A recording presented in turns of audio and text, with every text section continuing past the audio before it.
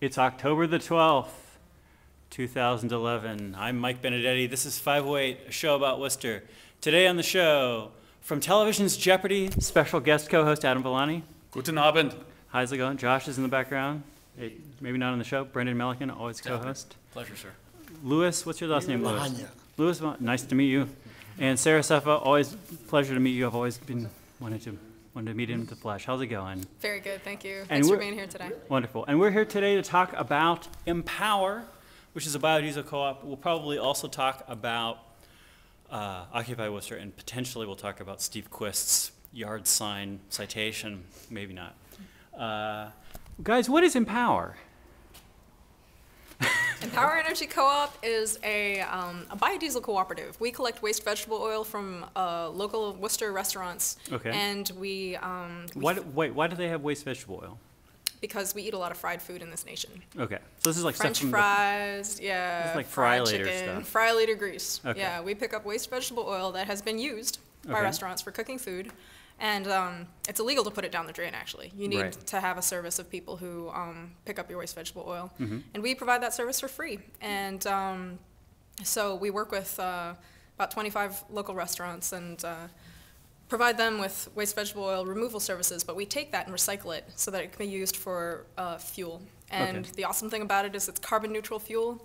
It burns cleanly, more cleanly than diesel. And when we use this processor that we have here, we can transform it into biodiesel fuel, which is chemically different than biodiesel. It's it's chemically different than waste vegetable oil. Same density as diesel, and it mixes in completely, and it can be used in any diesel engine for trains, buses, cars, home heating. And you guys are selling it for what purpose? We're selling it for off-road purposes because we do very small batches, as you can see. Such as tiki torch and a little lamp. That's pretty cool. Those are some examples of what we do with our biodiesel. That's really cool. If you guys have any questions, you guys should just jump right in. I know you guys are not shy. Yeah. For people who are interested in buying ASTM certified, road certified biodiesel, we do get that from Maine. You need to pay about $700 for the certification per batch, and so that's just not affordable for us. Regulation. Yeah, but we do like to make that carbon neutral fuel available to people. So I want to ask you guys how all of this started. Like, where did this idea come from, and how did this business germinate? We're also going to talk about the giant sword later on, but first let's talk about how it started. So this Empower has been a handsome sword. It's a very handsome sword. Oh my gosh, it is metal. I assumed it was a prop or something. This is not a paper mache sword. It is. It's not an operational sword, but it's metal. If that's not a sword, I don't know what's a sword, Adam. Yeah. The business end of it. No, I wouldn't. Although it's kind of blunt. You could probably just. So kids don't cut. You could hit somebody with it, and they wouldn't determine that they'd been hit by a sword. It would be blunt force trauma, but it would still do a lot of damage. Thank you, Adam. Yeah, this is like a D12 weapon here. So you're. Playing Dungeons and Dragons. We should bring the pole arm out in a second. So you were saying, Sarah, the origins of Empower. This is how we put our guests at ease. Okay. BT dubs. All right, go ahead. I've actually forgotten your question. I'm sorry. What is the origin story? Yes. Okay, so Empower Energy Cooperative was born about 4.5 years ago. Okay. And we started as part of a community organization called EPICA, which stands for Ex-Prisoners and Prisoners Organizing for Community Advancement. We've had them on the show. We're talking about quarry reform a few times. Oh yes, and they have won that campaign. Yes. So that's where we started. Louis and I are both members of EPICA, and fighting for quarry reform. Quarry reform is fighting to make it possible, or working to make it possible for people who have a past criminal record to find work and employment and support themselves and their family. So, as you know, the legislative season is only so long, and what can you do in the meantime when they all go on vacation? Can we build our own jobs and be our own bosses? That's what we wanted to do, and we wanted to build a different kind of job. We wanted to build a job where, we share decisions together. A lot of people think of work as drudgery, but like coming out of lockup and going to work in Walmart is not really the liberation that we want. We want jobs that we own, where we have some ownership, and we have some decision-making power, and we have some participation in the decisions that affect our lives and our workspace. So that's why we chose to be a cooperative, and we wanted to do something positive. We wanted to give back. We didn't want to, push poison through our streets. We want to we want to make something we can be proud of. So renewable recycled fuel is something we thought we could do, and there's fuel locally, and so we had to learn how to make a business. We had to learn how to incorporate a business. We had to learn how to build relationships, business relationships with restaurants, and we had to learn how to make biodiesel. You know, like it's a lot of learning that got us to this day, and I sure never thought it would take as long as it did, but a lot of people helped us. We've got tons of supporters in the community, and it would not be possible without tons of solidarity here. Cool. Great. Could we see the operation here, and could you guide us through what goes in where and what happens and what you end up with? Sure. All right. So, so basically, what happens when you make biodiesel? You take oil and you add methanol and lye, and you heat it up, and it goes through a chemical reaction called transesterification. And let's say that word again so that people transesterification. Okay, thank you. And before you can do transesterification, you need to do titration, and we do titration upstairs. Do you think Ken Jennings knows what that word means? He may not. He may not. My old nemesis Ken Jennings is also a friend of mine, but he is pretty well rounded, Mr. Jennings. Okay, so you do titration upstairs. Yes. Wait. So the first thing is you take this oil. So we got to find out what the pH of it is. You take it from a restaurant. Yes. We're gonna start from the very beginning. You get in you wake up in the morning. You get in a truck. You go down to a restaurant. We get into grease clothes that can't be ruined, because I've ruined so many clothes. Savers is my best friend. So behind you are these things. Are these cubies or what is this? Cubies, yes. And these are just like full of like gross French fry, fish, whatever oil. Yes. No French fries or fish. We actually have this contraption here to filter the grossness out of it. Okay. Ian Anderson helped us with this contraption here. And it's got like pumps and things. So you put it in there and you filter There's out. a sock filter in the bottom of that. You filter out the particles that are that come out of those things. They go in here. Anything like physical filtered out of it. Then titration. Is that right? No. Dewatering. Dewatering. You got a thing over there that's like a refrigeration unit. And what does it do? Well, first we let it settle, so the water, oil and water. Okay. And take off some of the water at the bottom. You don't have to be a chemistry major, but this is. I'm sorry. I'm just trying to help out the people at home. Yeah. Oil and water, don't mix. Got it. And then heating it up really helps to allow the water to evaporate off. Oh, okay. Yeah. Okay. So then you got oil. Yes. And then what happens? And then we find out how acidic it is, and that helps us determine how much lye that we're going to have to add to go through the proper chemical reaction. And that's where you have your little lab up there that you like measure the pH and look at the weights of things or something. There's some sort of science up there. Is this right? That is correct. You look nonplussed by these questions. Yes, there's science up there. Okay. And then you put it in something and it kind of like, when you put it in this big tank? Yeah. Okay. And we have to heat that up, and we heat it up for about an hour and a half. About an hour and a half mixing. It's the lye and the methanol. Okay. That So combines. you put chemicals and oil. Yes, vegetable oil. Dried out vegetable oil into that tank. Filtered. Filtered, dried vegetable oil. You heat it up, and then what comes out? Then what happens? Then, after that, you get biodiesel and glycerin. This is what comes up after that. Like, after it gets to settle for a long time, overnight. Yeah, this man gets it. 24 to 48 hours. Yeah, Josh here is the master, So and he's the helped glycerin with a lot of these steps. is the bottom part. The stuff on bottom. Okay. And the stuff on top is biodiesel. Okay. But you can't use it straight away. Got to take the excess methanol out at that point. Yeah. So what we do for that is we do a distillation process for that. Okay. And it's not fractional, it's complete distillation to take off all of any excess water and any excess methanol. And what you have remaining is, so you drain off this goop at the bottom, which can be used for soap and other things. Okay. And if you purify it, it can also be used for We're not getting cosmetic. these from any plastic surgery liposuction. And no liposuction. That actually could be used. Animal fat is fine. We tend to stick to waste vegetable oil, but yeah, you can use all that. You're not saying that you couldn't do that. No, you totally could. Okay, all right. I don't know The if we science in want to. Fight Club was sound. Okay, Yes, got indeed. it. Yes, indeed. All right. So then the top part is biodiesel, and before we sell it to anybody, we filter it down to 5 microns to get any remaining particulate matter out. So this is it's pretty clean diesel fuel. pretty clean, pretty mean, clean diesel, and then we burn it safely Tiki in things torch. like tiki torches and engines. Okay, Can I ask off-road a engine. couple of stupid questions for those of us Yeah. who may have skipped Yeah. chemistry, Yeah. or at least slept through it? Sure.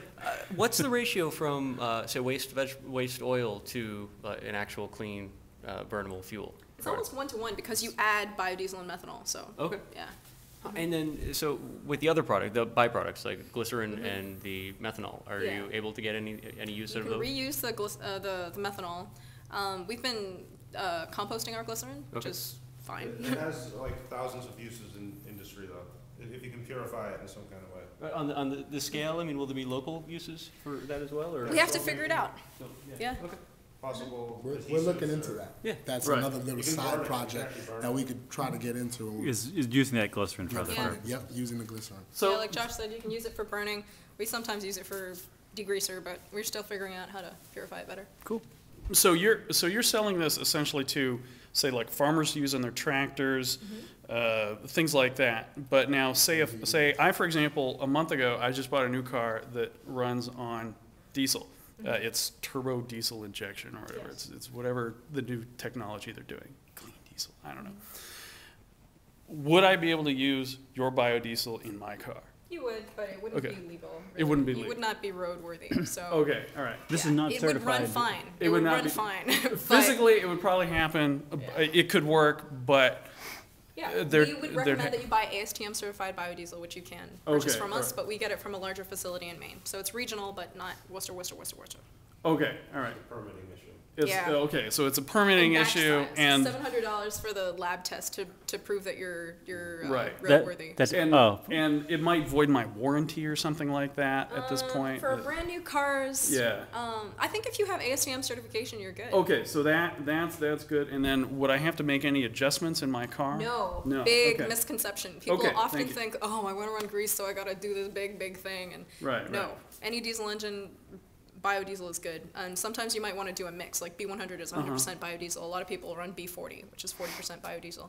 But the question, I think the reason why you're asking that is a lot Right. of people have grease cars, and they Okay. change their cars up. Okay, that's a to different be able thing. to run straight vegetable Yeah, that's oil. a different Yeah, which is super cool, and we know people who are doing that in the area. Right. And So they're basically taking just the filtered. filtered, Yeah. filtered, Yeah. straight, okay. The filtered stuff, and then they're essentially doing all of that, Mm-hmm. all of this chemistry that you've got going on here. No, they don't even No. do it. They Burn. just They don't- burn. I know, but it's. I It- mean, but it has essentially, you glycerin have and stuff something in it. going on in the car that's. No, no, no. No, it's just Because- it's right on not- the tailpipe. The original diesel that's- engine. that's the good Who invented the diesel engine? Herman Diesel, something like this. Yes.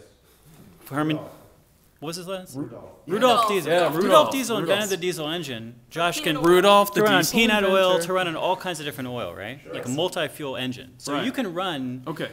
French fry grease in a diesel engine. The problem is Right. if it's cold, because it has that glycerin Right, will right. kind of semi-solidify. Glycerin has nothing to do with it. It's just the Oh, wait. structure of the oils. Sorry.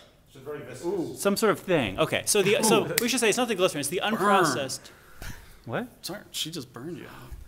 I'm used to being burned on this show. Okay. The People don't know unprocessed. about That's the grease, role that's of the why we're host. here. We're surrounded by. We're learning Anyways, from you. We're learning from I'm you. just going to say something because I have a tie on. The unprocessed oil a becomes nice one. viscous when it's cold and may not run well in the Okay. engine. Just the way, like lard when you're cooking bacon, Define it turns cold, solid. because I live in a Yeah. warm climate. in a I generally don't warm- think you're going to have a problem. The problem Okay. that you're going to have is you're not running ASTM certified fuel. Nobody's paying proper fuel taxes. So you're potentially you're in a legal gray area. That's if I were using that. I actually Yeah. get my fuel from ordinary. Right. These guys filling will sell stations. you Okay. 100% legit fuel Okay. as well as less licensed fuel that you can burn in for non-car applications. Right. Right. Heating your house. Like heating your house. But if you run stuff from the restaurant in your car, Yeah. you're probably in a gray. Yeah, gray it would area. be. There would. Yeah. Okay. Things Okay. would have to be. All right. What about emissions? Say if I were to say if in the future you were to get certified and I were to put that in there, emissions-wise, what are we talking about here? It's really good. Burns a lot cleaner. It burns a lot cleaner, lower sulfur, and it's an oxygenated fuel. There's a lot of oxygen in the structure of the compound of biodiesel, so it burns more completely, and so you don't have that particulate matter that often is responsible for asthma and things like that. So really good. Should be running it on all our school buses. I mean, I've seen. I mean, my car. I got the diesel version of my car because it gets such good mileage. I can be in heavy Los Angeles traffic. I live in Los Angeles. Heavy traffic going in and out of work. And I get 35, 36 miles a gallon. And this is, I mean, it's not like a dinky car. It's a sport wagon. If I'm out on the open highway, I can get 45 miles a gallon. And it's, which is great, So Yeah, diesel if I could do He that. works if for I the could do company, that, Mike. He's actually selling cars. I'm not. I'm just. So I want to recap here. So here we have a business in the city of Worcester, Yes. which is making recycled fuel Yes. as a cooperative business, which Yes. means everybody's like sharing control, no bosses, all workers, providing jobs for ex-cons And others, and others. This is kind of cool. but primarily, Yeah. I mean, the group grew out of Epica, and we are doing that. Yeah. Yeah. So is it going to scale? I mean, what would it take to, what would it take to get to the production level where it would actually make sense to start paying for testing and then say actually try and secure, like you mentioned, school buses, that would be genius, or the RTA, like Yeah. what would it take to actually get to that, and maybe there's a few levels in between, but the next big level where it would actually make sense to, then you would be the folks that would be able to pay folks for their waste oil as opposed to being pushed out of the market by other Yeah. big companies coming in to buy it. I mean, is that doable on a local level? I mean, what would it take? As you like. I mean, money is everything. I'm sure Yeah. that's what it is. Yeah. but Capital up front is really big. Is there an industry there? I mean, are there folks that are looking to back companies like this that I think what would help grow this business is the support from Worcester-owned businesses, restaurants, bars that do cook and use the oil. I think that would help this cooperative a lot more if we left it within the community, Worcester, and if they all come together and they help us out, then this is how we helping out by creating these jobs and creating a cleaner environment. So a 1,000-gallon reactor, to answer your question, would upscale us. Yeah. It would definitely be better. It would be more sound and money-wise to put out $700 for a 40-gallon batch compared to a 1,000-gallon. But I mean, I guess what I'm getting at is let's say that there might be some like crazy wealthy industrialist in Worcester who is watching the show. Like, I mean, what kind of capital would it take to actually make that happen? Like, I mean, do we know? There Or, was, well, I mean, back in the day, we were looking at 25,000, so $25,000 processor that would, German made. and that would start making it worth your while too. $250,000 processor. Yeah. So, But $250,000 or $25,000? $250,000. $250,000. There you go. Not the engineer. customers that you sell the finished product to. You've got. Yes, we're So, acquiring it right so now. you've got, is it more of an issue to find people to sell it to, or is it more of an issue to find enough supply of oil? I think that would be more of the issue, finding more supply. So you've to got the create- demand. Oh, yeah. Yes. Yeah, That's it's it. definitely a supply issue. Okay, great. Yeah. Yeah. You should buy some of this, Adam. I don't know how you're going to take it on the plane back to LA. with you. It may be kind of heavy. Do you have anything flammable? Oh, I just have some diesel in my Yeah, carry. I'm sure. I don't think TSA cares about that. I think they're getting okay. rid of the as 3 long as I ounce don't rules. put it in my shoe. As long as you've got less than 7 ounces, yeah, you're in. yeah, 3 ounces. 3 ounces, sorry. You know. Each bottle would be 3 ounces. Okay. Cool. Yeah, one last question is, so when Yeah. the finished product, cost similar to diesel? Yeah, right now, and we're finally producing biodiesel. It's taken us a long time. Right now, our price is $4 a gallon. Okay. But it's a little bit less if people are buying larger quantities. So it's very similar to diesel. But I imagine on the higher level, a lot of the cost for the end user must come in from regulatory fees and taxes and what have you. If you were able to get to that level where you're actually, say, if things scaled upwards, Yeah. would your costs come down enough where it would actually be a better deal for Yes. like a local Yes, and I think that tells me definitely. what I was getting at. Like, I mean, so the company that runs like the Worcester Public School buses, Yeah. huge company, huge fleet.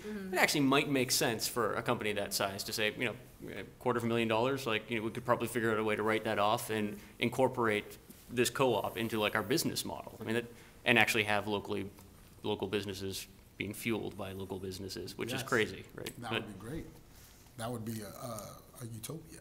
It would be great. Everybody doing what they're supposed to. Yeah, there's upwards of 300 restaurants in Worcester, and so, like, the sad thing about our business is that we're tied into the fast food industry, or like fried food, which is not great for our health. But Right. so there's a lot of grease in our city. It's also, but it's really good though.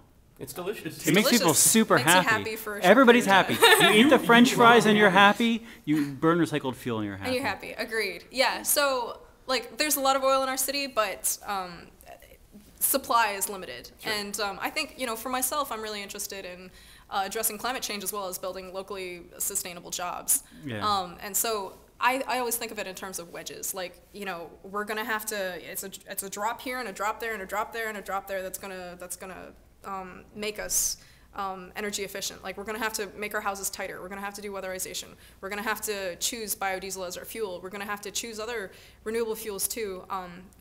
Scale-wise, I think we should try and keep it as local as possible. And you know, that's a wonderful thing. Probably biodiesel will never, you know, provide all of Worcester's You don't energy have that needs, much but I think spare it's grease important to- for us for the whole city, yeah. to use our Use what resources you here. have, yeah. And we find that, you know, as local as you keep it, it's tremendous savings in cost when you're collecting locally. Like, if you're traveling far distances to get your grease, it just becomes expensive. So, Yeah. Keep it local. Yeah, This keep is it the part. local. Oh, here comes Scott Guzman. hey, Former 508 guest Scott Guzman. How are you doing? Good, you? I'm doing okay. Scott has come in just at the moment of the show where we stop talking to the guests about something really important and cool in Worcester and talk about dumb stuff for a couple of minutes. New issue of Happiness Pony out. It's very cool. People should check it out. Also, this week we have seen Occupy Worcester start up. Both Brendan and I have been involved marginally with Occupy Worcester. Marginal at best. Marginal at best, our involvement, but it is marginal. We are on that paper of Occupy Worcester. I don't know how exactly where that metaphor goes. I want to answer 6 questions that people have been asking me because of my marginal involvement, because I made the mistake of talking to a newspaper reporter about it and was quoted in an article. Now people think that I know something. So here's the questions. Number 1, and you can ask We some make a questions. lot of stuff up on the show. Yeah, I understand. We can bring this up. We can come back to this if we got more time at the end of the show. Number 1 is, why should I drop everything to support this? I don't think that you should. I think that the Occupy whatever movement is like super interesting and weird right now, and I think it's also good. It might turn into something great. It might turn into something stupid if you want to wait until the jury's out and you got other meaningful, productive things that you're doing to make the world a better place. By all means, do those. Number 2 is, why are you called Occupy Worcester when you're not occupying anything? I think that comparisons between what? I've occupied Worcester for 10 years. 35 years There you now. go. So thank you. 4 generations. Put that in your of pipe and Americans have smoke it, been occupying this. internet critics. I would say, like Occupy Wall Street is like a very literal name. Like they occupy Wall Street, right? Things inspired by that, like Occupy Boston. That's less descriptive because they're not sort of protesting Boston. They are occupying Boston for some other reason, so the name's not perfectly descriptive. Something like Occupy Worcester is basically saying people who are excited about the occupations of other places and want to work on that kind of stuff on their local level and support those guys from a local level, but not obviously, at this point, doing the occupation. This is kind of like the Tea Party. The Tea Party has nothing to do with Boston. The Tea Party has nothing to do with protesting imperialism. It has nothing to do with or taxation without representation, or property destruction, or, lamely enough, dressing up like an Indian and going crazy. But That would be cool if they did. It would be cool if they did, but at the same I might time, support them. I mean, the Tea Party and the Boston Tea Party are still both about generally tax protests. So, like, give it to them, man. It's not a bad thing. Occupy Worcester. Give them some slack. Number 3, how has mainstream media coverage been? Well, of course, this show is the first mainstream media coverage of Occupy Worcester. We're always at the edge of the mainstream media, the leading edge. And people have been very touchy about mainstream media coverage of Occupy Wall Street for some reason. I don't think it's that important. I think that Twitter and Facebook get you a lot of mileage nowadays. I think mainstream media coverage has been great. For the first General Assembly of Occupy Worcester, you had Telegram and Gazette people, and you had Worcester Magazine people, and you had people from Channel 3 and potentially some other TV station. You had people from WCCA who were there. You had Even a the ton. Tea Party was there. Even the Tea Party was there. You had a ton of, and this camera that I'm holding right now was there. So you've had a ton of mainstream media coverage. So that's for that. Wordsworth has been good. What's been happening today?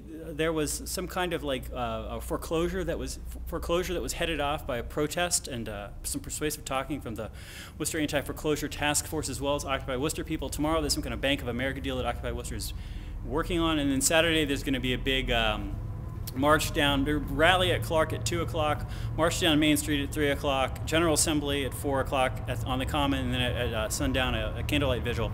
It's a national day where all the people who are doing Occupy Whatevs are doing this thing basically to like say like we're all in it together or something like this. And then Occupy Maine. I was up in Maine today. take a step forward because you can't see. So I was up in Maine today. Yes. And I Take another step forward because your beard is awesome. visited Occupy Maine Yes. in Portland today. Yes. And they're doing some really cool things. And this Saturday for the International Day of Solidarity, they are having Rockupy Maine. So if you're in the Maine area, check out Rockupy Maine. Cool. That'll be downtown at Monument Square. Cool. Question 6 I got to answer is, I'm slightly concerned about answering this one because it's kind of like don't think of an elephant or when did you stop beating your wife? It's the accusations that there are outside organizers and money involved in Occupy Worcester that some Tea Party have suggested, which is sort of like if somebody suggests that you had outside organizers and money at your 4th of July picnic, you wouldn't even know where to start to be like, it was hot dogs and hamburger buns. What are you talking about money? And it was like a barbecue. Where are you talking about organizers?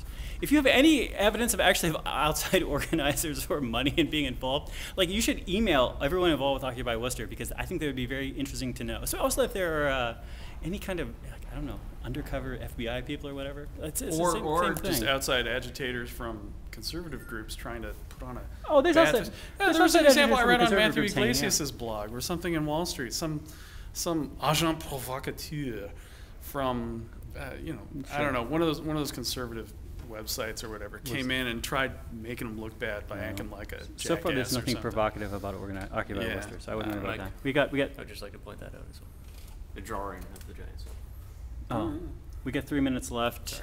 I don't know if there's anything else to say. Oh, bank There is web. one thing. I would like to propose that if we give Scott the opportunity to, he will be able to, off the top of his head, without having been here for the beginning of the show, tell us one important thing about this system that we didn't actually cover during the show. We should do that. I want to ask about bank websites first. So this year for Guy Fawkes Day, as part of the Occupy thing, people wanting to do something actually productive rather than potentially productive out of the Occupy thing. People are saying for Guy Fawkes Day, remember the 5th of November, get your money out of an evil big bank and put it into a local bank which presumably wasn't bailed out, or a local credit union which is even more righteous. Problem is all the local bank websites that I've seen are horrible. I compare it to if they opened a branch at the bottom of a storm drain. It's that frustrating to use the websites. If you know an awesome one at the Worcester.com website, just post it up there. And at some point, I guess I'm going to have to sit down with my friends who have accounts at these banks and test drive them. Although you said one of them will let you test drive the account without opening an account or test drive the website. I didn't say that. Somebody else told me said this. that. Somebody else told me this. Okay, But forget about I'm that. experiencing the same frustration.